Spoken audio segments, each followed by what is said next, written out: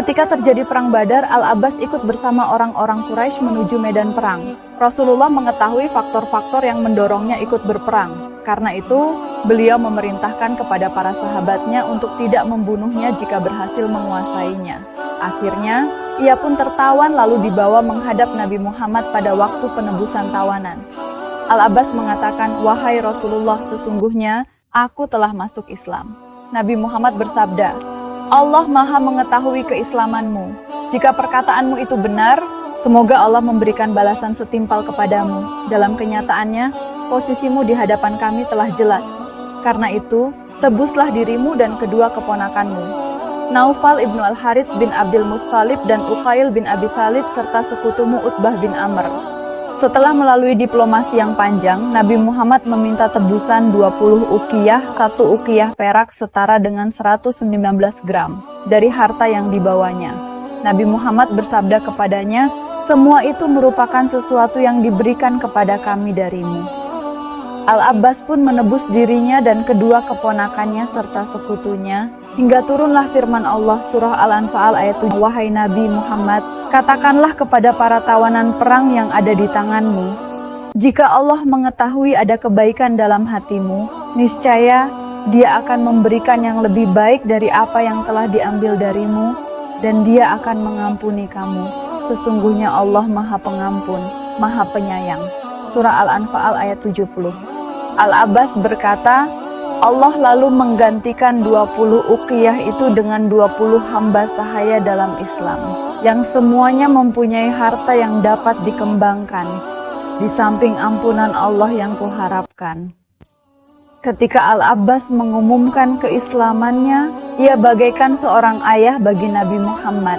Diriwayatkan dari Nabi Muhammad beberapa hadits dengan redaksi yang berbeda, tetapi mempunyai pengertian yang sama, yang menyatakan, "Hendaklah kalian memperlakukan Al-Abbas dengan baik karena sesungguhnya ia adalah pamanku, dan hendaklah kalian menjaga ayahku." Dan sabdanya, "Al-Abbas adalah bagian dariku dan aku bagian darinya." Dalam As-Sirah An-Nabawiyah disebutkan beberapa sikap dan tindakan penting yang dipersembahkan oleh Al-Abbas bagi umat Islam, yaitu sebagai berikut. 1. Pada waktu Fathu Makkah. Dengan kecerdasan dan kecerdikannya, dengan pengalaman dan pengetahuannya yang baik tentang tradisi masyarakatnya, ia dapat menghindarkan terjadinya konfrontasi antar kaumnya, baik yang muslim maupun yang musyrik. Lihat Fathu Makkah. 2. Pada waktu Perang Hunain. Ketika umat Islam menderita kekalahan pada permulaan perang, ia mendampingi Nabi Muhammad dengan tenangnya tanpa takut akan kematian.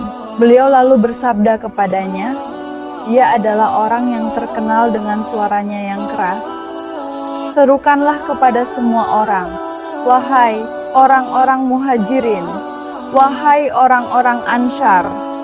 Beliau bersabda, berserulah wahai orang-orang yang berada di bawah As-Samurah.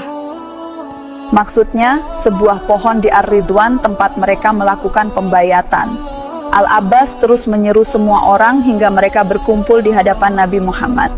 Akhirnya kekalahan itu pun berubah dengan kemenangan gemilang.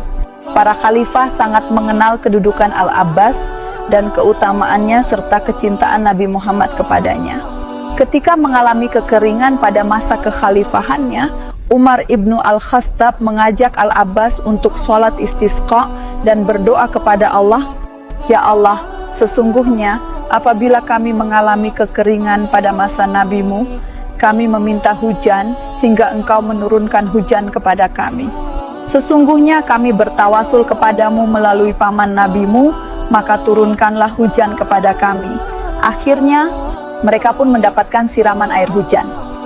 Al-Abbas hidup hingga masa kekhalifahan Utsman bin Affan dan meninggal dunia pada tahun 32 Hijriah dalam usia 60 tahun atau 88 tahun.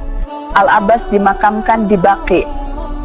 Saat memperlakukan pamannya ini setelah menjadi tawanan umat Islam, Nabi Muhammad ingin memberikan pelajaran kepada para pemimpin sesudahnya bahwasanya keadilan merupakan prinsip dasar pemerintahan.